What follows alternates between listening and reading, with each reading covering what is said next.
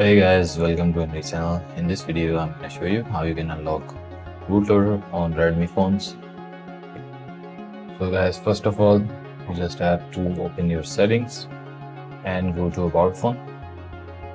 And from there, you have to find the build number, which is MIUI version in the Redmi phones.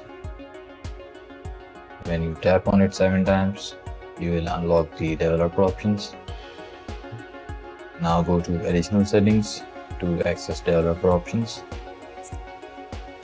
Just go to developer options, and from there you just have to check the OEM unlocking, and after that you have to go to MI unlock status, and from here you can add your MI account, and after 7 days your bootloader will be unlocked successfully. So guys, this is how you can unlock your bootloader on your Redmi phones. If you're still facing any issue or you don't want to wait for 7 days, you can watch our other video to unlock Redmi bootloader. So thank you so much guys. That's all in this video. Make sure to leave a thumbs up. Bye for now.